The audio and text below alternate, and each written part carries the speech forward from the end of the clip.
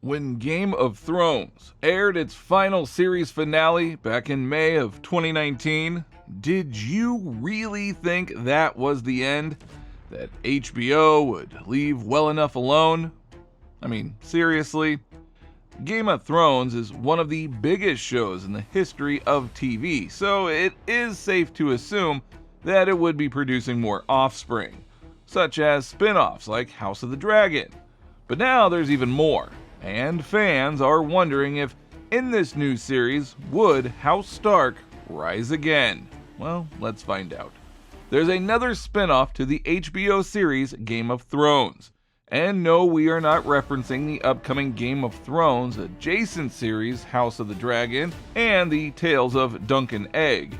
We are talking about last year's dispatch from The Hollywood Reporter, which revealed that Game of Thrones will get somewhat of a sequel series. According to the outlet, Kit Harington will be returning to the role that nabbed him 2 Emmy nominations in a live-action spin-off series centered on the fan-favorite character, Jon Snow. Whew! I mean, from a larger Game of Thrones perspective, this marks what might be a change in direction for the franchise. Meaning that we could see what happened to the remaining characters as opposed to just watching the prequel series in perpetuity. While some members of the cast have expressed intrigue in joining the series, don't be looking for Jon Snow's erstwhile aunt and lover, Daenerys Targaryen, anytime soon. When asked if she would ever reprise the role, Emilia Clarke told The Hollywood Reporter, "No, I think I'm done."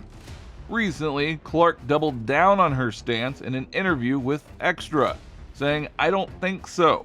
She replied when asked about appearing on the show, "Kit, I love you.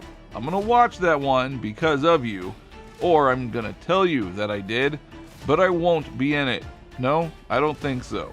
He hasn't called." Well, to be fair, Daenerys, spoiler alert, dies in the final season.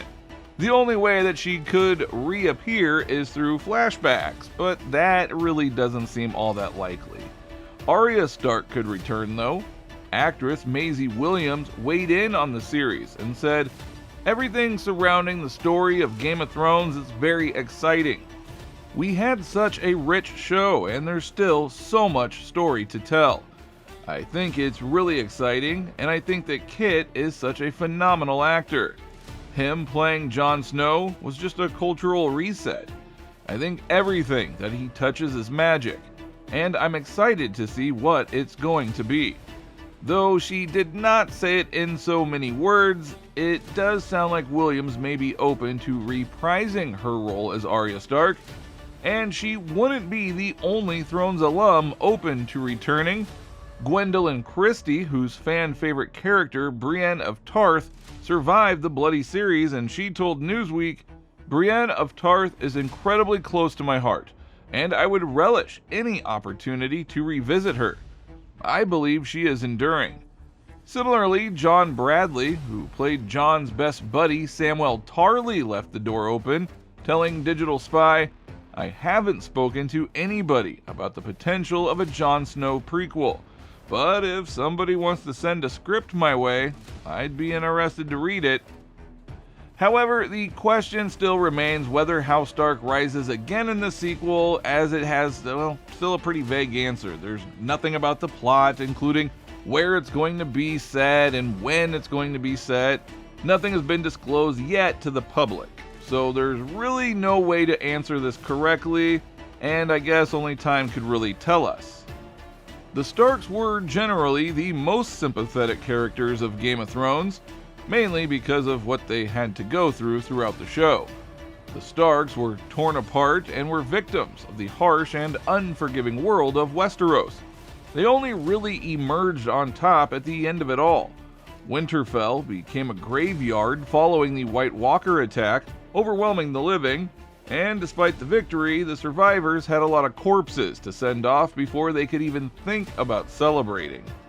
Winterfell had become a mass graveyard, as the likes of Theon, Jorah, Ed, Beric, Melisandre, and Lyanna Mormont met their ends there. Now, apart from all of these, a lot of tragedies have befallen the house, including Anya's disappearance, Rickon Stark's demise, the conquest by the Boltons, the betrayal of Theon, and, well, so on. So if they will somehow rise in this upcoming sequel, we would really want to see that.